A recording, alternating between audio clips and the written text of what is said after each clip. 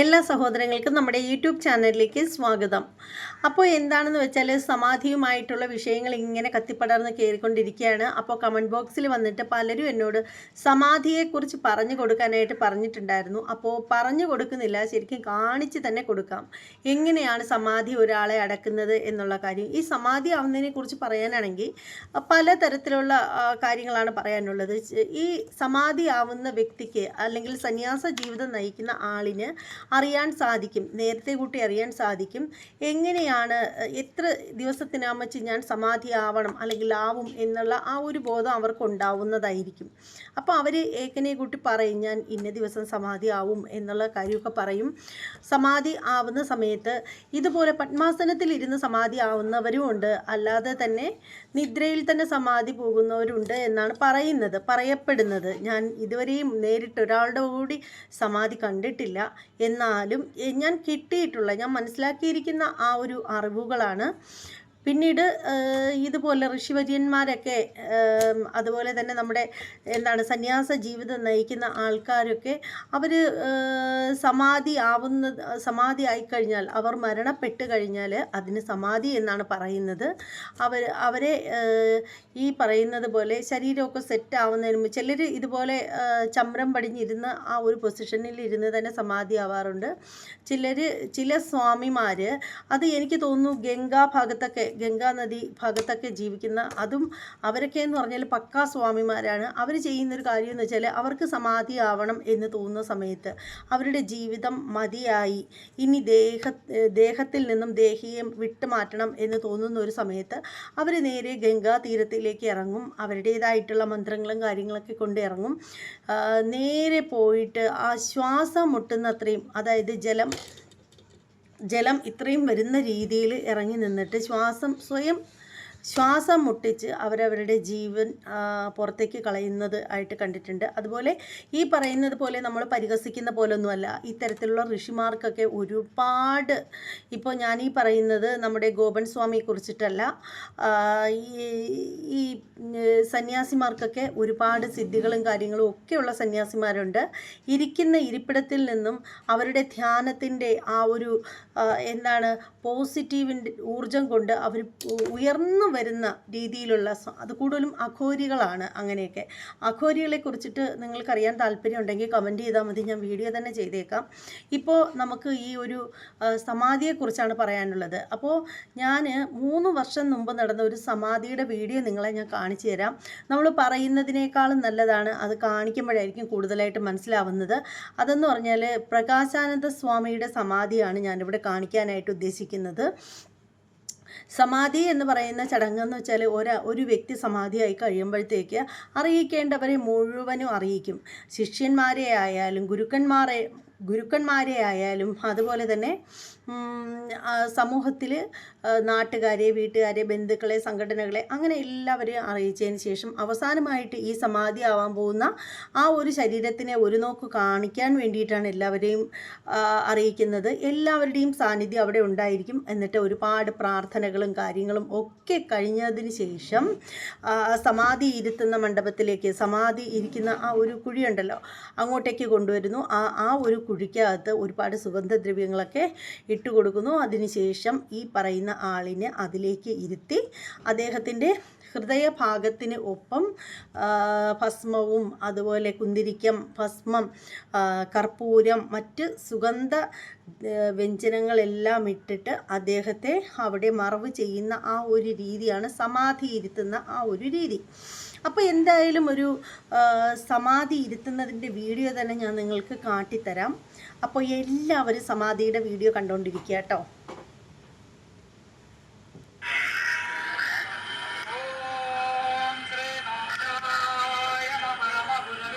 അദ്ദേഹത്തിൻ്റെ ബോഡിയെ കൊണ്ടുവരുന്നതാട്ടോ, ഇങ്ങനെയാണ് കൊണ്ടുവരുന്നത്.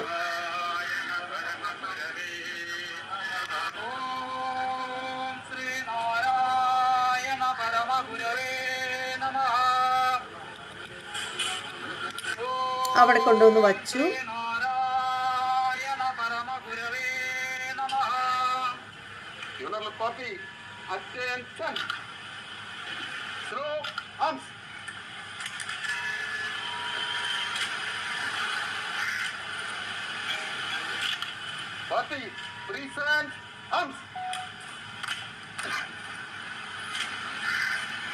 എനിക്ക് തോന്നുന്നു ഇത് സ്വാമി ചിദാനന്ദ സ്വാമിയുടെയൊക്കെ സമാധി ആയതുകൊണ്ടായിരിക്കണം ഇങ്ങനെ പോലീസും അകമ്പടിയോടുകൂടിയൊക്കെ ചെയ്യുന്നതെന്ന് തോന്നുന്നു. ഇപ്പോൾ ഈ ഗോപൻ സ്വാമിയെ പോലുള്ള ഒരാൾക്ക് ഇത്രയും ഇതൊക്കെ കിട്ടുമെന്ന് എനിക്ക് തോന്നുന്നില്ല.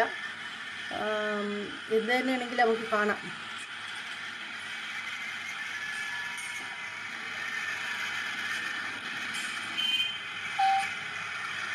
സ്വാമി ചിദാനന്ദമയാണ് അവിടെ ഇരിക്കുന്നത്, ഇരുത്തിയിരിക്കുകയാണ് അദ്ദേഹത്തെ.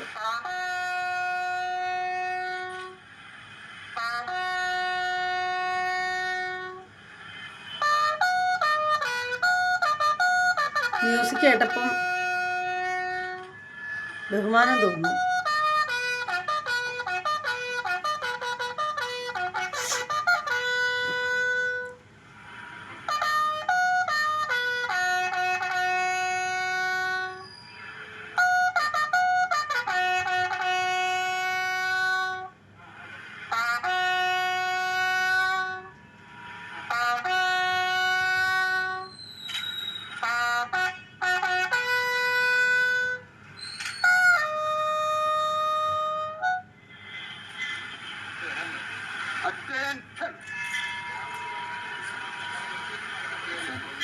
Puppy, present, hunt. Slow, hunt. Order, hunt. Puppy, slow, hunt. Present, hunt.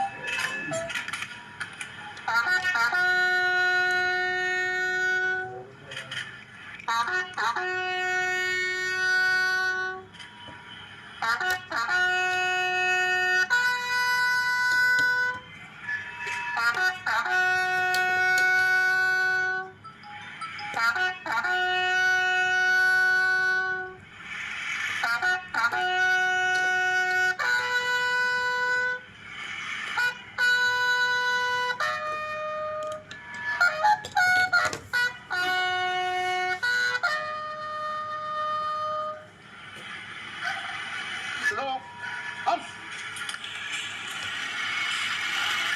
Order, hunt.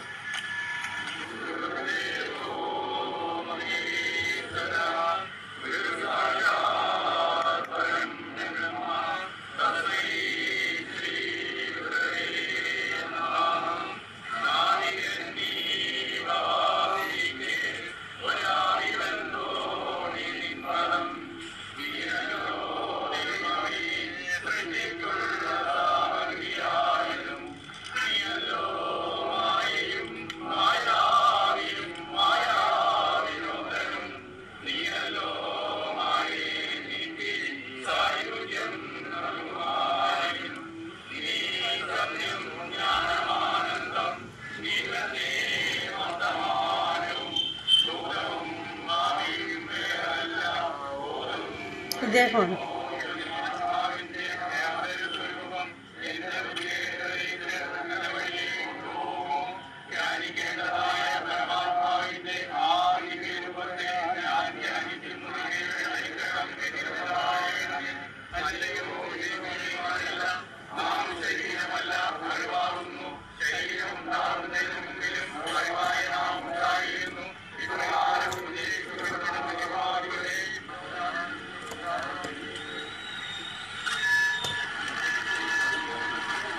കണ്ടോളൂ, ഇനിയുള്ള കാര്യമാണ് വ്യക്തമായിട്ട് കാണേണ്ടത്. ആ ശരീരത്തെ എങ്ങനെയാണ് കൊണ്ടുപോകുന്നതെന്ന്. ഒരു കാവി തുണി കൊണ്ട് സഞ്ചി പോലെ ഉണ്ടാക്കിയതാണ്. അതിനുള്ളിലേക്ക് അവർ ഭസ്മം ഇട്ട് കൊടുക്കുകയാണ് കേട്ടോ.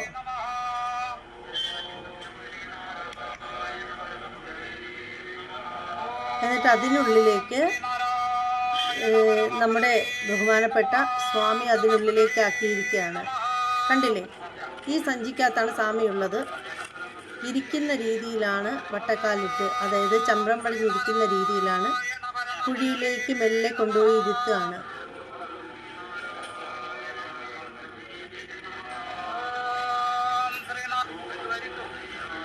ഇനി ആ ഒരു സമാധി ഇരുത്തുന്ന ആ പാക്കറ്റ് പോലെ തച്ചിരിക്കുന്ന ആ ഒരു കാവി സഞ്ചി ഉണ്ടല്ലോ, അതിനകത്താണ് അദ്ദേഹം ഉള്ളത്. അതിൻ്റെ ഉള്ളിലേക്ക് 4 വശവും ഇവരിതേ ഇങ്ങനെ ഭസ്മം ഇട്ട് കൊടുക്കുകയാണ്.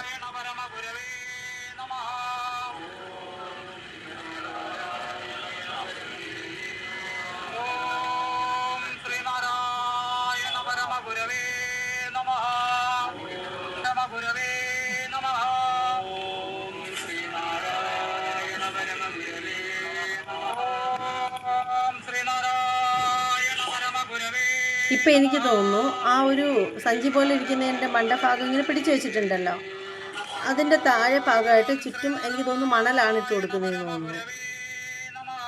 ഇത് കണ്ടില്ലേ, അത് ഉറച്ചിരിക്കാൻ വേണ്ടിയിട്ടായിരിക്കും.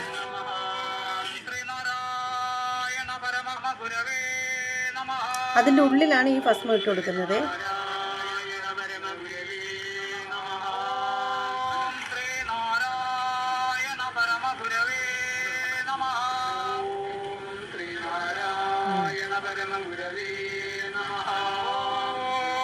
കുഴിക്ക് 4 ചുറ്റുമാണ് ഇതുപോലെ, എനിക്കൊന്ന് മണലാണെന്ന് തോന്നുന്നു, ഇങ്ങനെ ഇട്ട് കൊടുക്കുന്നുണ്ട്. ആ തുണിക്കുള്ളിലിരിക്കുന്ന സ്വാമിയുടെ ദേഹത്തേക്കാണ് അവർ ഇടയ്ക്കിടയ്ക്ക് ഭസ്മം നിറയ്ക്കുന്നത്.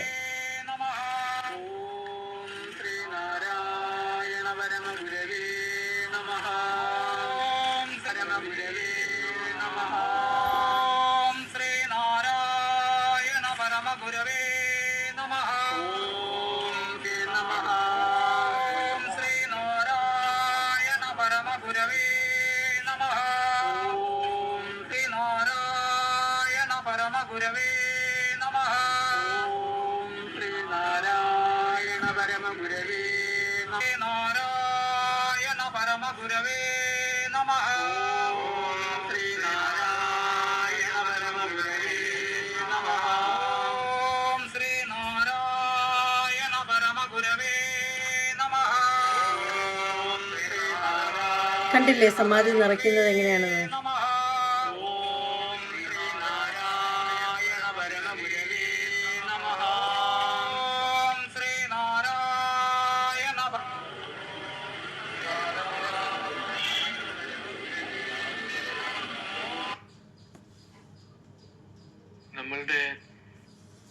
ഇതാണ് നമ്മുടെ സമാധി ഇരുത്തുന്നത്. ഇങ്ങനെയാണ് കേട്ടോ.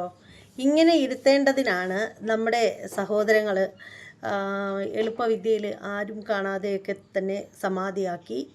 അപ്പോൾ അത് ഒരുപാട് തെറ്റിദ്ധാരണകളൊക്കെ ജനങ്ങളിലേക്ക് ഉണ്ടാക്കി. ശരിക്കും പറയുകയാണെങ്കിൽ ഇന്ന് പലരുടെയും ആ ഒരു ഇൻ്റർവ്യൂ ഞാൻ കണ്ടിട്ടുണ്ടായിരുന്നു. അപ്പോൾ ആ ഒരു ഇൻ്റർവ്യൂവിൻ്റെ അടിസ്ഥാനത്തിൽ പറയുന്നത് പ്രാഥമിക റിപ്പോർട്ടിലൊന്നും യാതൊരുവിധ ദുരൂഹതയുമില്ല. എന്നാൽ ആന്തരിക അവയവങ്ങളുടെ ടെസ്റ്റ് കൂടി വന്നതിന് ശേഷം പൂർണ്ണമായിട്ടും പറയാൻ സാധിക്കൂ എന്നാണ് പറഞ്ഞിരിക്കുന്നത്. എന്തായാലും ഇന്ന് 2-നും 3-നും ഇടയ്ക്കാണെന്ന് തോന്നുന്നു മഹാസമാധിയായിട്ട് തന്നെ അവർ ഇദ്ദേഹത്തിൻ്റെ ബോഡി മറവ് ചെയ്യുന്ന ആ ഒരു ഇതുണ്ട്. പക്ഷേ അപ്പോഴും എനിക്ക് ചോദിക്കാനുള്ള ഒരു ചോദ്യം എന്ന് പറഞ്ഞാൽ, ഏതെങ്കിലും ഒരു സാഹചര്യത്തിൽ റീ പോസ്റ്റ്മോർട്ടത്തിൻ്റെ ആവശ്യമുണ്ടെങ്കിൽ എങ്ങനെ പിന്നീട് അതിന് സാധിക്കും? മഹാസമാധിയായിട്ട് വെച്ച് കഴിയുമ്പോൾ പിന്നീട് അത് അവിടെ നിന്ന് ഒരിക്കലും എടുക്കാൻ പറ്റില്ല. ഇപ്പോൾ തന്നെ ഇത് എടുക്കുന്ന സമയത്ത് ഹിന്ദു ഐക്യവേദിയും എല്ലാവരും അതിൽ കർശനമായിട്ട് ഇടപെട്ടിരുന്നു. പിന്നീട് ഹൈക്കോടതിയുടെ തീരുമാനത്തെ മാനിച്ചുകൊണ്ട് മാത്രമാണ് എല്ലാവരും പിൻവാങ്ങിയിട്ടുണ്ടായിരുന്നത്. അപ്പോൾ എനിക്ക് തോന്നുന്നു ഈ ഒരു ഫലം വരുന്നത് വരെയെങ്കിലും അവർക്ക് ഈ ഒരു ബോഡി മോർച്ചറിയിൽ സൂക്ഷിക്കാമായിരുന്നു എന്നൊരു എൻ്റേതായിട്ടുള്ളൊരു കാഴ്ചപ്പാടിൽ എനിക്ക് അങ്ങനെയാണ് തോന്നുന്നത്. പിന്നെ എന്താണെന്ന് വെച്ചാൽ എല്ലാം നല്ല വഴിക്ക് വരട്ടെ. അവർ ഇങ്ങനെ ഒരു തെറ്റ് ചെയ്തിട്ടില്ല എന്ന് വിശ്വസിക്കാൻ തന്നെയാണ് എനിക്കും ഇഷ്ടം. പിന്നെ ചെറിയ ആ ഒരു കുറ്റമായിട്ട് പറയുന്നത്, വായുടെ ഭാഗത്ത് നല്ല ദുർഗന്ധം ഉണ്ടായിരുന്നു, ചെറിയ നിർഭേദം ഉണ്ടായിരുന്നു എന്ന് പറയുന്നുണ്ട്. ചിലർ പറയുന്നുണ്ട് ഫേസ് പോലും അടർന്നു മാറി എന്നും പറയുന്നുണ്ട്. ഇതിലേതാണ് സത്യമൊന്നും നമുക്കറിയില്ലല്ലോ. നമ്മൾ ഇവരുടെ ഒന്നും ഈ പറയുന്നത് പോലെ മരിച്ച ഡെഡ് ബോഡിയൊന്നും നമ്മൾ കണ്ടിട്ടില്ല. ഓരോരുത്തരും എഴുതി വിടുന്ന അല്ലെങ്കിൽ പറഞ്ഞു വിടുന്ന ആ ഒരു ന്യൂസ് മാത്രമാണ് നമ്മൾ കേട്ടുകൊണ്ടിരിക്കുന്നത്. പിന്നെ എടുത്തു പറയേണ്ട ഒരു കാര്യം എന്ന് വെച്ചാൽ, ഇന്നിപ്പോൾ എന്തായാലും അദ്ദേഹത്തിൻ്റെ ബോഡി കൊണ്ടുവരും. ആചാര്യന്മാരെയൊക്കെ വിളിച്ചിട്ടുണ്ടെന്നാണ് അറിയാൻ സാധിക്കുന്നത്. അപ്പോൾ ഇപ്പോൾ ഒരുക്കിയിരിക്കുന്ന ആ ഒരു സമാധി പീഠം തന്നെ കണ്ടിട്ട് നേരത്തെ ഇതുപോലെ ചെറുതൊന്നുമല്ല, നല്ല വിസ്താരത്തിൽ നല്ല വലിയൊരു സമാധിത്തറയാണ് കെട്ടിയിട്ടുണ്ടായിരിക്കുന്നത്. ഞാനത് കണ്ടതാണ്. എന്ത് തന്നെയാണെങ്കിലും എല്ലാം നന്നായിട്ട് വരട്ടെ. ആന്തരിക അവയവങ്ങളുടെ ടെസ്റ്റ് കൂടി വരുമ്പോൾ ഈ സഹോദരങ്ങൾക്കുള്ള ആ ഒരു തെറ്റിദ്ധാരണ ഉണ്ടെങ്കിൽ അതങ്ങ് മാറി കിട്ടിക്കോട്ടെ എന്നൊക്കെയാണ് എനിക്ക് ഈ ഒരു സമയത്ത്, ഈ ഒരു സാഹചര്യത്തിൽ എനിക്ക് പറയാനായിട്ട് തോന്നുന്നത്. പിന്നെ ഇവർക്കെതിരെ ഒരുപാട് ട്രോളുകളൊക്കെ വരുന്നുണ്ട്. ട്രോളുകൾ ഇടുന്നവരോട് പറയേണ്ട ഒരു കാര്യം എന്ന് വെച്ചാൽ, ഒരാൾ മരണപ്പെട്ടു പോയി, ആ മരണപ്പെട്ടു പോയ വ്യക്തിയെക്കുറിച്ച് ട്രോളുകൾ ഇറക്കുന്നത് ഒട്ടും നല്ല കാര്യമല്ല. ഒരു കാറ്റത്തെ തൂറ്റാൻ പറ്റുള്ളൂ എന്നൊരു ചൊല്ല് ഞാൻ കേട്ടിട്ടുണ്ട്. അത് വയസ്സായ എൻ്റെ അമ്മമ്മയും ഒക്കെ പറഞ്ഞു തന്നിട്ടുള്ളൊരു കാര്യമാണ്. അതായത് കാറ്റ് വരുന്ന സമയത്താണ് ഇങ്ങനെ വിത്ത് തൂറ്റി കൊടുക്കുകയാണെങ്കിൽ അതിനെ ആ കാറ്റ് കൊണ്ടുപോയി എല്ലായിടത്തും വിതറിക്കോളും എന്ന് പറഞ്ഞതുപോലെ, ഇപ്പോൾ ഈ ഒരു സംഭവം ട്രെൻഡിങ് ആയിട്ട് നിൽക്കുന്നത് കൊണ്ട് നിങ്ങളതിനെ ഏത് രീതിയിൽ ആക്ഷേപവൽക്കരിച്ചിട്ടായാലും വീഡിയോ ചെയ്താലും അത് നല്ല റീച്ച് ഉണ്ടാക്കും. പക്ഷേ എന്ന് കരുതിയിട്ട് നിങ്ങൾ ഒരു മരിച്ചു പോയ മനുഷ്യനെ വെച്ചിട്ട് ഒരിക്കലും റീച്ചിനായിട്ട് ശ്രമിക്കരുത്. നിങ്ങൾ ജീവിച്ചിരിക്കുന്നവരെ വെച്ചിട്ട് ചെയ്തോളൂ, വിഷയമില്ല. പക്ഷെ മരിച്ചു പോയ ഒരാളെ അതിലേക്ക് വലിച്ചിഴയ്ക്കാതിരിക്കുന്നതായിരിക്കും നല്ലത് എന്നാണ് എനിക്ക് പറയാനുള്ളത്. അയാൾ ചെറുപ്പകാലത്ത് കുറേ പേരെയൊക്കെ വെട്ടിയിട്ടുണ്ട്, കുത്തിയിട്ടുണ്ട് എന്നൊക്കെ പറഞ്ഞ് നമ്മളൊക്കെ കേട്ടതാണ്. ഞാനും അതിനെതിരെ വീഡിയോയും ചെയ്തതാണ്. പക്ഷേ ഇനി മരണപ്പെട്ടു പോയി അദ്ദേഹം, ഒരു പക്ഷേ പണ്ട് കാലത്ത് അങ്ങനെയാണെങ്കിൽ പോലും പിന്നീട് അങ്ങനെ കുറിച്ചിട്ട് ആരും അങ്ങനെ ഒന്നും പറയുന്നില്ല. എന്തായാലും നന്മയുണ്ടാവട്ടെ, ആ ആത്മാവിന് എന്നേക്കുമായിട്ട് നിത്യശാന്തി ലഭിക്കട്ടെ. അപ്പോൾ എന്താണെന്ന് വെച്ചാൽ, ഈ ഒരു വീഡിയോ കാണണമെന്ന്, അതായത് സമാധി എന്താണെന്ന് അറിയണം എന്നുള്ളവർക്ക് വേണ്ടിയിട്ടുള്ള ഒരു മറുപടിയാണ് ഈ ഒരു വീഡിയോ. നിങ്ങൾക്കെല്ലാം ഇഷ്ടമായിട്ടുണ്ടെന്ന് വിശ്വസിക്കുന്നു. നിങ്ങളുടെയൊക്കെ അഭിപ്രായങ്ങൾ എന്ത് തന്നെയാണെങ്കിലും നിങ്ങൾ എൻ്റെ കമൻറ്റ് ബോക്സിൽ വന്നിട്ട് കമൻറ്റ് ചെയ്തേക്കുക. ഇനി ഇതുപോലെ മറ്റൊരു വീഡിയോയുമായിട്ട് കാണാം. അതുവരെ എല്ലാവർക്കും ബൈ.